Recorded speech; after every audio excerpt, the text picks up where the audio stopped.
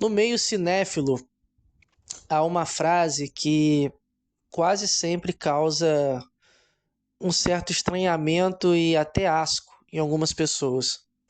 Quando você assiste uma obra, um filme ou uma série, e você tem a sua interpretação daquela obra, e vira uma pessoa para você e diz o seguinte: olha, eu achei muito chato. Então, por exemplo, digamos que você tenha assistido o filme Cidade dos Sonhos do David Lynch e você achou uma obra-prima, assistiu várias e várias e várias vezes. Aí uma pessoa chega pra você e diz assim: nossa, eu achei muito chato, não entendi nada, filme longo demais, a imagem eu não curti tanto, não gostei do filme.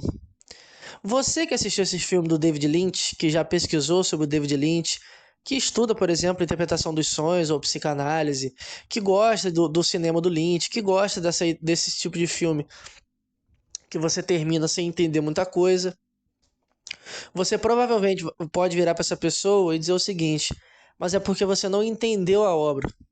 Você precisa entender a obra. Essa série, Ruptura, eu acredito o seguinte, que não, primeiro, não é uma série para qualquer pessoa. Quando eu digo qualquer pessoa, eu não estou colocando o grupo de pessoas que assiste essa série como mais inteligente, ou muito mais intelectual, ou que tem um conhecimento cinematográfico muito mais aprofundado do que o outro. O que eu estou querendo dizer é que essa série traz uma crítica ácida e sutil. Os episódios dessa série, os 6 primeiros episódios, são chatos. Aí você pode estar pensando: ué, Daniel, você está falando de uma série que você disse que foi uma das melhores séries que você já assistiu, mas os 6 primeiros episódios são chatos. Sim, são chatos. E eu acredito que essa chatice é de propósito. Então vou conversar um pouquinho sobre a série. Vou tentar não dar o spoiler assim, que é do final da primeira temporada, que senão vai estragar toda a sua experiência, caso você assista a série. Mas vamos conversar um pouquinho. Imagine o seguinte: o nome desse protagonista é Mark.S. Mark.S. Para bom entendedor, meia palavra basta, né?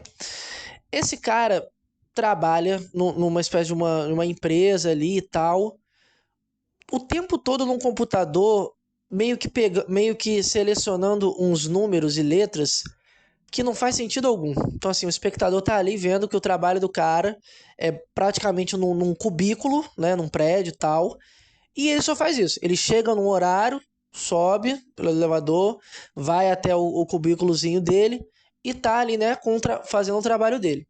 Tem uns colegas de trabalho junto ali no andar com ele. Aí ele sai do emprego, bate o horário dele, vai para casa. Só que a série, ela aborda o seguinte: tenta imaginar isso aqui, ó. Digamos que você seja um meu funcionário e eu tenho uma empresa onde você precisa entrar 8 da manhã e sair 6 da tarde, com 1 hora de almoço. Só que, quando eu te contrato, eu pergunto a você: olha, quantos anos você tem? Você tem mulher, tem esposa, tem filho e tal? Aí você vira para mim e diz o seguinte: olha, eu tenho uma esposa e tenho um filho que ele tem autismo, por exemplo. Ou eu tenho um filho que tem paralisia de alguma coisa. Um exemplo. Aí eu tô ali na sua empresa, trabalhando, de 8 até as 6. Quando dá 2 horas da tarde, a minha esposa me liga ou me manda uma mensagem: olha, aconteceu algo aqui com o nosso filho, ele teve uma convulsão, estamos no hospital, você precisa vir para cá. Aí eu chego para você, que é o meu chefe, e digo: olha, aconteceu isso, isso, isso com o meu filho, eu preciso ir para o hospital. Nesse primeiro momento, você, entre aspas, me permite ir, né? Olha, pode ir lá, alguém cobra você aqui, né? Vai lá, tranquilo. Isso daqui acontece, pode acontecer? Sim. Mas por que eu estou dando esse exemplo? Quando eu trabalho numa empresa, eu tenho a minha vida ali no trabalho, que as pessoas... Minha vida profissional, olha só. Olha o termo, minha vida profissional. E eu tenho uma vida fora do trabalho, a minha vida pessoal, onde eu posso ir para casa, deitar na cama, assistir uma série, tomando um pote de sorvete e comendo depois uma pizza. Eu tenho a minha vida pessoal, né? Essa série aqui faz o seguinte com os personagens, né? No caso com o Mark. Tenta imaginar como seria, como hipoteticamente, né? Num futuro assim distópico. Como seria se o trabalhador da sua empresa não lembrasse que tem uma vida pessoal? Como seria se o trabalhador da sua empresa, além de não lembrar como a vida pessoal desse trabalhador, né? Olha, lá fora eu tenho uma esposa, eu tenho um filho, eu tenho obrigações para fazer, eu tenho coisas para fazer em casa. Tenta imaginar como seria ter um trabalhador que quando está ali na sua empresa, indústria, enfim, etc., a vida dele é só ali. Não existe o lado de fora, só existe o trabalho. Não existe o lado de fora, só existe o trabalho. Essa série, ela tem uma crítica que eu acredito que quem é... eu não vou nem dizer quem é de esquerda, mas também. Quem é de esquerda ou quem pensa, pelo menos um pouquinho, vai ter a seguinte experiência. Caramba, essa série está criticando as horas de trabalho que eu tenho no meu trabalho, as horas de lazer que eu poderia ter, ou que eu deveria ter aqui do lado de fora. Sendo que para muita gente que trabalha numa empresa, num trabalho, né, no shopping ou no comércio, ou até mesmo em casa, costureira ou outra coisa, muitas das vezes a pessoa não tem vida, porque ela não tem tempo. Muita gente pensa o seguinte: o trabalho ele deve ser medido pelo esforço que você tem para realizar determinada operação. Então, por exemplo, construir uma casa me exige um esforço, né? Físico, bater massa, me exige uma certa assim inteligência para levantar uma parede, a parede não, né, não cair, disponibilidade, tempo. O cara tá no sol 7, 8 da manhã batendo massa, reboco, quebrando concreto. As pessoas têm uma imagem de que o trabalho é algo que exige um esforço físico e a dificuldade que esse trabalho tem para realizar ou produzir uma determinada coisa. Então, por exemplo, eu não sei construir uma mesa de madeira, eu não sei construir uma mesa. Se você conversa com um carpinteiro, ele sabe construir uma mesa. Ele sabe que tipo de madeira ele tem que usar, que tipo de ferramenta ele tem que usar para cortar essa madeira, que tipo de lixa ele tem que usar para lixar essa madeira, qual é o formato que ele vai construir, né? Essa cadeira, essa mesa. Esse carpinteiro aqui tem tempo, um esforço para fazer aquela mesa. Tem ao mesmo tempo ali tempo, esforço, conhecimento, trabalho. É um trabalho ali para o cara fazer essa mesa. Só que é o seguinte, muita gente esquece que à medida que as pessoas usam no trabalho é tempo. Tempo. Então pensa o seguinte, como que uma mulher que que trabalha, por exemplo, num negocinho que vende açaí, por exemplo, e ela chega nesse açaí 11 horas da manhã. Ela vai lá, arruma, lembrando, para ela chegar nesse lugar 11 horas da manhã, ela sai de casa 10. Para sair de casa 10, ela acorda 9, 8 e pouco a 9 horas. Se ela tem filho, ela acorda mais cedo, faz o café para o filho, toma o café dela, se arruma e vai para o trabalho. Ela chega no trabalho 11 horas da manhã. Ela sai, ela fecha o lugar 11 horas da noite. Ela tem que, né, fechar o caixa ali e tal, arrumar. Ela sai dali meia-noite. Ela trabalhou 12 horas. Ela chega em casa por volta de 1 da manhã. O filho dela já está dormindo. Ela saiu de casa, o filho dela estava tomando café da manhã. Ela chega em casa, o filho dela já está dormindo. Que tempo que essa mulher tem, por exemplo, de ir para um cinema? Cinema esse que muitas das vezes o ingresso é 20, 30 reais. Com o Uber, 20 reais para ir, 20 para voltar, 40. 70 reais para assistir um filme. Isso se ela for sozinha. Se ela for com um filho, 90 reais. Pipoca, refrigerante, só aí é uns cento e poucos reais. Só para um cinema, só para ir ao cinema ela e o filho dela. E o salário dessa mulher?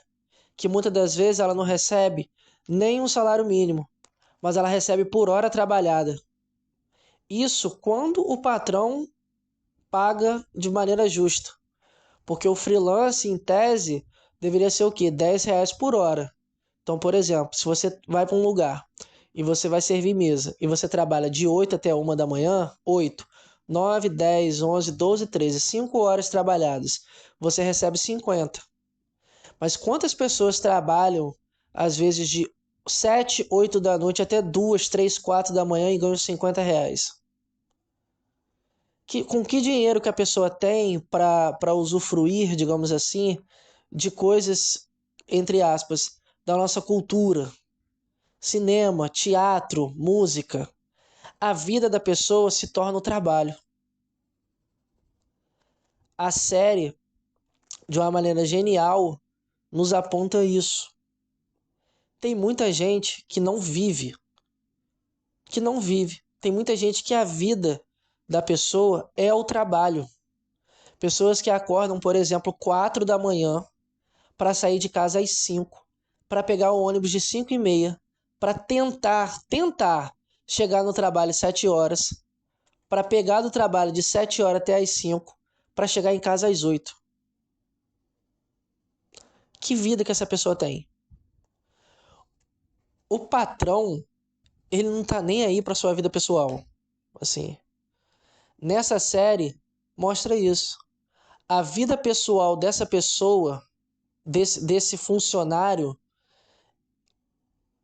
no momento que ele entra dentro da empresa, é esquecido. O cara não lembra que ele tem mulher, que ele tem filho, onde que ele mora. A vida dele é ali, é ali no trabalho. Então, assim, é uma série que, de início, você acha muito chato. Os episódios não acontece muita coisa interessante. Tem uma pegada, assim, né, meio, entre aspas, distópica, né? Essa coisa de passar por um procedimento, de colocar algo no cérebro e tal. Só que quando você assiste essa série, logo após o sexto episódio, você vê o seguinte: caramba, essa série não tá falando de futuro. Essa série é atual. Quantas pessoas sofrem, e muito, quando eu digo isso do ponto de vista de saúde mental mesmo, por conta do trabalho. Um trabalho exaustivo, um trabalho que toma todo o tempo da pessoa. Um trabalho que, além de tomar todo o tempo da pessoa, é um trabalho mal remunerado, é um trabalho onde essa pessoa está constantemente sob pressão, onde muitas das vezes essa pessoa é humilhada pelo patrão. O trabalho onde a pessoa, quando chega em casa, ela não consegue fazer nada. Então, assim, ela chega em casa, janta, toma banho, dorme para no dia seguinte trabalhar de novo. Quando essa pessoa, por exemplo, não tem um trabalho estressante, onde, de certa forma, essa pessoa não pode reagir. Imagine um caixa de supermercado, por exemplo, ou alguém que trabalha no comércio, que lida constantemente com clientes grosseiros, né, que falam besteira, etc. E essa pessoa chega em casa e a primeira coisa que o filho dela reclama ou fala, ela desconta tudo no filho. Pensa numa pessoa que sofre, por exemplo, de ter um trabalho de muitas horas e que, por conta desse trabalho, ela perde, por exemplo, a apresentação da escola do filho. Ela não consegue ir, por exemplo, no jiu-jitsu ou no boxe que o filho faz. Ela não consegue ir, muitas das vezes, nem à igreja com a família, porque no domingo ela trabalha. O trabalho de muita gente faz com que essa pessoa perca tempo de qualidade com a sua vida pessoal. Então, assim, o trabalho, a pessoa fala assim, o trabalho é sua identidade, ou o trabalho enobrece o homem. Nós estamos, ou melhor, sempre foi assim, mas agora há um nome para isso, né? Numa geração onde as pessoas adoecem com o trabalho. Existe uma diferença entre adoecer por trabalhar e existe uma diferença com adoecer com o trabalho. Muita gente adoece com o trabalho, com a pressão que essa pessoa tem de produzir, né? O trabalhador aqui oferece a sua força de trabalho, né? Essa pressão do tipo produzir, eu tenho que bater meta. Dentro do próprio trabalho há o quê? Uma competição. Há o quê? O que tem em certas empresas, né? O funcionário do mês, uma promoção, subir de cargo. Além de toda a estrutura do trabalho, muitas das vezes, gerar em torno de uma certa hierarquização de postos, né, digamos assim. Olha, o seu posto é esse aqui é o de fulano, nós temos o gerente, nós temos o dono, nós temos o faxineiro, né? Coisas que a pessoa vai subindo. Isso é muito comum em lanchonete. Tipo, a pessoa começa como garçom, aí depois ela começa ajudando como chapeiro, aí depois ela vira barman, aí depois ela vira gerente. Só que o que essa série, na minha opinião, nos aponta de uma forma assim genial. O trabalho adoece. Não apenas o trabalho, mas a exploração. E o que é irônico, porque a série, no caso, né, original da Apple e tal, escrita por homens brancos, milionários, mas é uma série que critica o capitalismo. Cara, eu já vi gente em alguns lugares comentando o seguinte: olha, eu não vejo a série dessa forma, não sei o quê. Cara, assiste a série de novo. Assiste de novo. Provavelmente você não assistiu a mesma série que eu e milhares de pessoas assistiram. Se uma pessoa assiste Ruptura e ela não consegue ver claramente que a série tá criticando o capitalismo, tá criticando as horas de trabalho que a pessoa tem, tá criticando, por exemplo, a exploração que o trabalhador sofre, tá criticando exatamente essa questão do capital, das empresas, tá ligado? Dos donos dos meios de produção, do burguês. A própria série trata o dono da empresa, o cara que, né, o fundador da empresa, quase que como um deus. Essa série critica o capitalismo do primeiro episódio ao último. Inclusive, a Halle, que é a personagem que a primeira cena da série é com ela é filha praticamente do dono da empresa. Ela se submete a esse procedimento, mas ela é uma herdeira. Ela nem precisaria trabalhar. Ela é uma herdeira. Tipo, então assim, a série eu acho muito forte esse ponto que diz o seguinte: olha, caramba, imagine você colocar algo na cabeça do trabalhador que faça com que ele esqueça que ele tem uma vida. Gente, o trabalho já faz isso. O trabalho, quando explora o trabalhador, já faz isso, porque toma o que dele? Tempo. Que tempo que essa pessoa vai ter, por exemplo, de passar com a família? De ir a um jardim, a um parque com a família de manhã num sábado, se ela trabalha no sábado? Que tempo que essa pessoa vai ter com a família de ir numa lanchonete, numa pizzaria à noite, no sábado, se ela trabalha no sábado à noite? Que tempo que essa pessoa vai ter para ir ao cinema se o trabalho dela paga pouquíssimo? Que tempo que essa pessoa tem para ir a um teatro, por exemplo, se ela não tem dinheiro para comprar um ingresso? Aqui na série Ruptura, os trabalhadores não têm dimensão do que existe lá fora.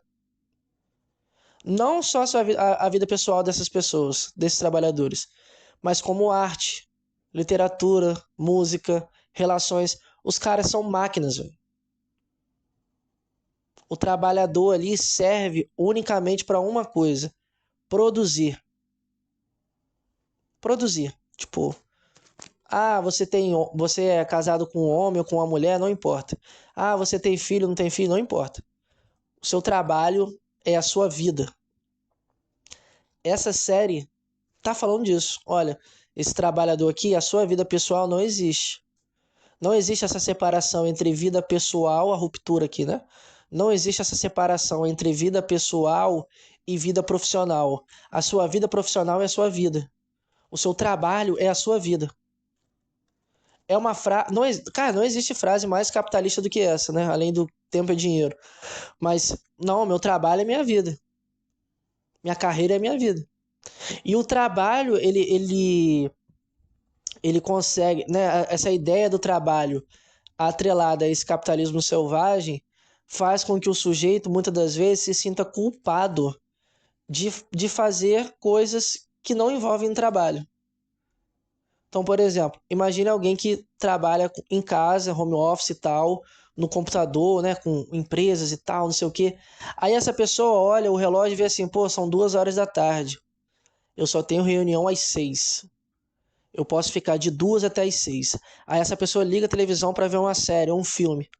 Ela muitas das vezes se sente culpada por esse tempo ocioso. Do tipo, caramba, eu não tô fazendo nada.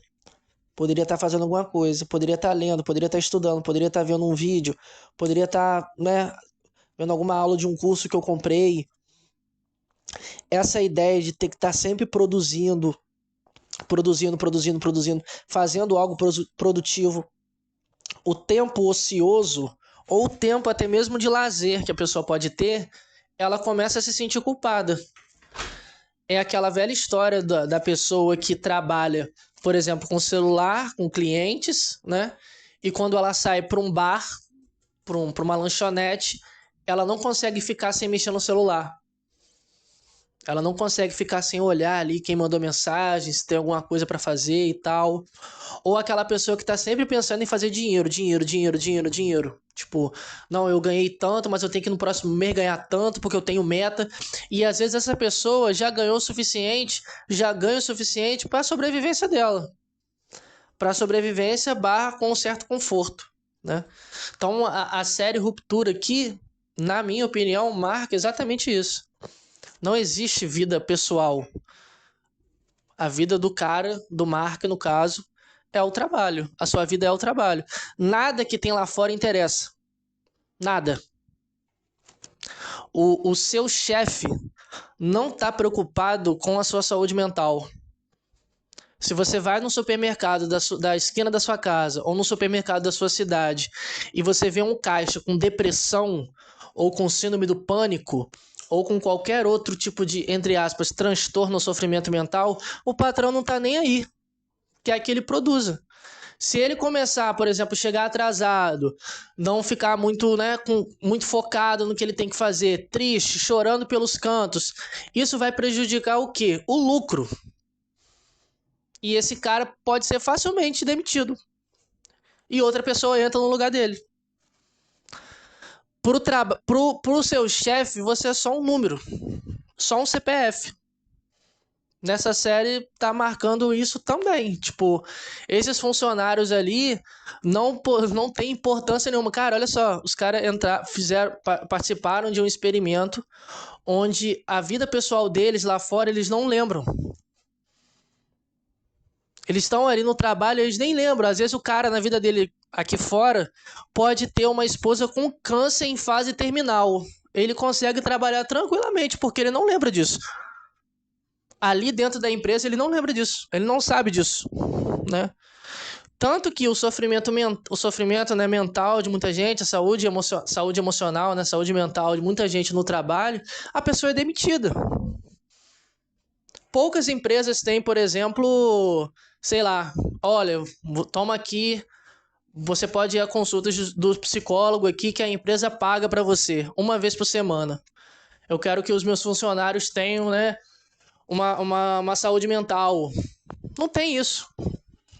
Então, assim, a série, mais uma vez, se você assiste essa série e você não consegue ver claramente, não é nem sutil e implícito ou nas entrelinhas, se você não consegue enxergar claramente que a série é uma crítica feroz ao capitalismo selvagem, assiste a série de novo.